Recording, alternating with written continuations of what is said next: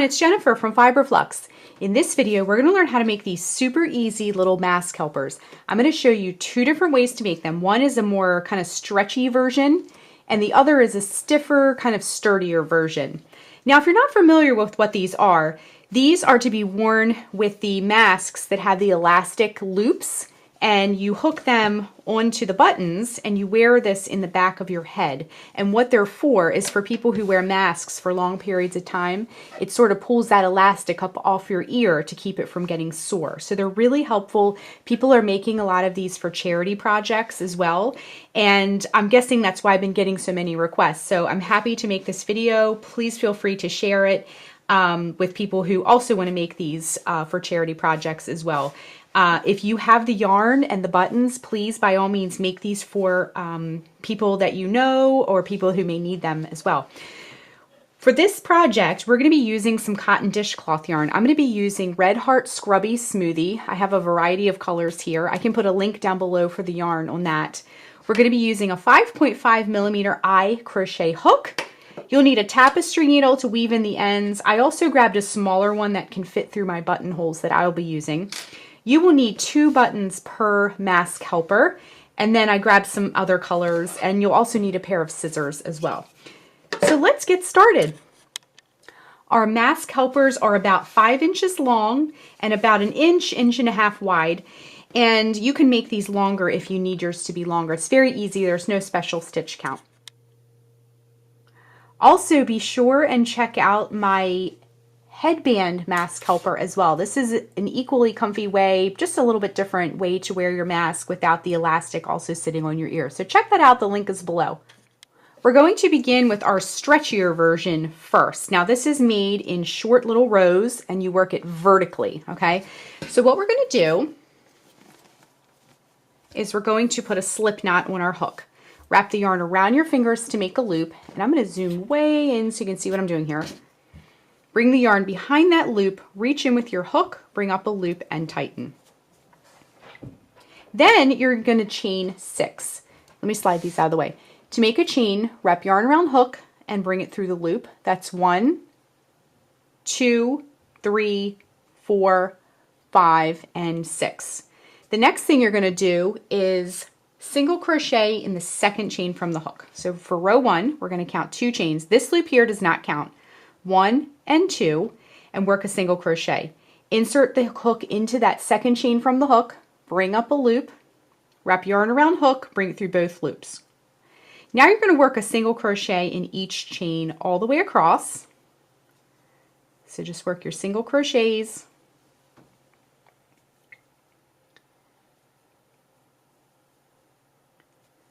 And in that last chain as well. We're going to worry about the tail at the end, so you can just kind of let it hang down for now. For row 2, we're going to chain 1 and turn. Now you're going to work a single crochet in that very first stitch and in every stitch across. So work a single crochet in the first stitch, right at the base of that chain 1 that you just did. A single crochet in the next stitch, in the next stitch, and in every stitch across, okay? Also, that turning chain, you want to work a single crochet into that turning chain space as well, okay? So then what you're going to do next is just repeat row 2 over and over and over again until your piece is about 5 inches tall. So let's take a moment to work our 5-inch tall piece, and then we'll rejoin and finish up. We are now at the 5-inch mark. I'm just going to put that very last stitch in.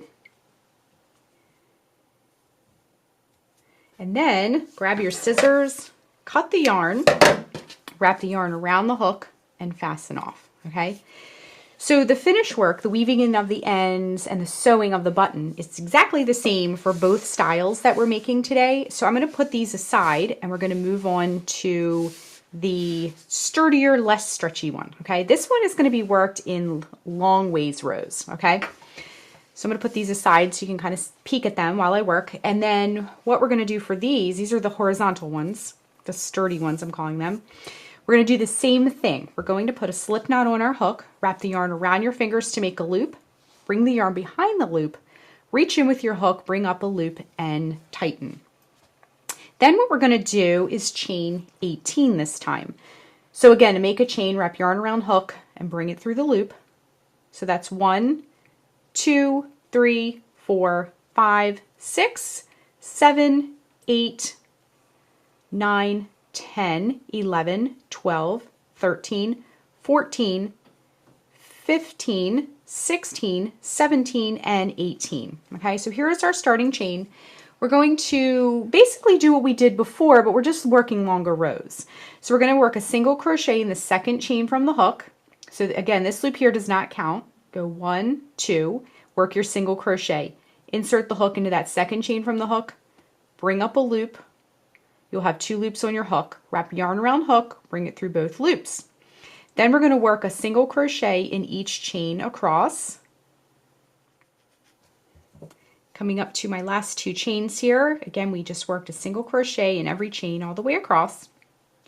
Then we're going to move on to row 2. Row 2 is also very similar to the other style that we just did. So what we're going to do is chain 1, turn our work a single crochet in the first stitch and in every stitch across. Okay, so just work your single crochets all the way across and also in that turning chain space at the end. But I will show you that when we get towards the end of the row. So just work a single crochet across. Okay, coming up to the end of row 2, just working my single crochet in the last stitch and then a single crochet in that turning chain space where we chained and turned our work. Okay, now for rows 3, 4, and 5, we're just going to be repeating row 2. So if you need to back up the video, feel free to do that. But just to get you started, we're going to chain 1 and turn like we did before, work a single crochet in the first stitch and in every stitch across. So repeat this for rows 3, 4, and 5, and then we'll rejoin and we're going to do the finish work. We're going to weave in those ends and sew some buttons on next. All right, just coming up to those last little stitches here of the last row. Again, we work 3, 4, and 5 the same way as we did 2.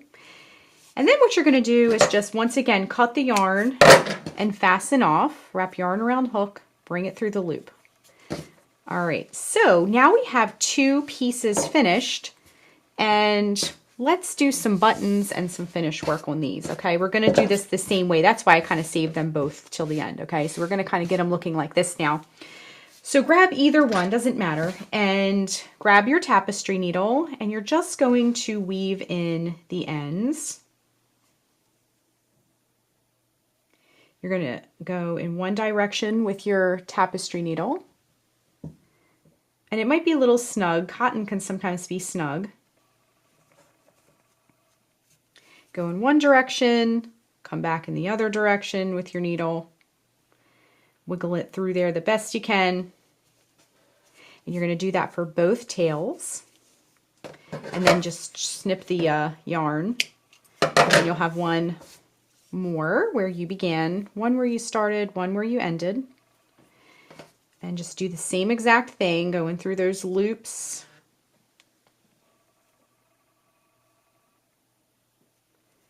Go in this direction. And come back in the other direction. That coming back in the other direction helps to lock it into place a little bit better. Okay, and just give it a little trim. All right, now for our buttons. Now I'm using buttons that are a little bit narrow for my current tapestry needle, so I also grabbed a small one. So what you'll need to do is grab a piece of yarn, 8 to 12 inches would be just fine, and thread your tapestry needle. And then we're going to put one at either end, just like how these are. So come in from the back, holding it in place with your hand, just to hold it snug there.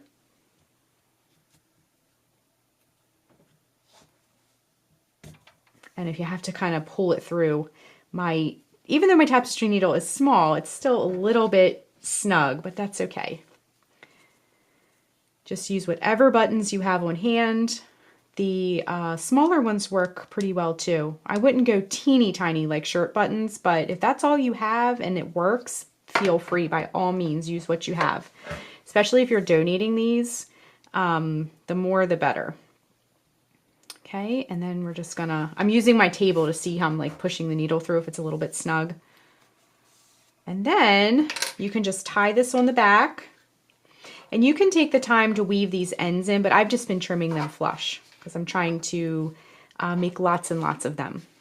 Okay, so just grab your scissors, give it a little snip. This part will be against the head anyway and nobody will see it. Okay, so we have one button, and then you'll repeat for the other button as well. I just left my needle threaded.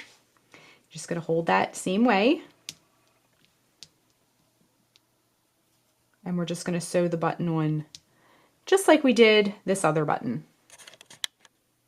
So we have our ends all woven in, the buttons have been added, and they look great. They only took a few minutes for each one. And let me know in the comments, do you like a stretchier option or do you like this sturdy, more stiff one? Also, if you're able to, consider donating these either to people you know or different institutions that may need them right now. Thanks so much for watching, and be sure and click the subscribe button to get all the latest Fiber Flux video updates. Thanks again.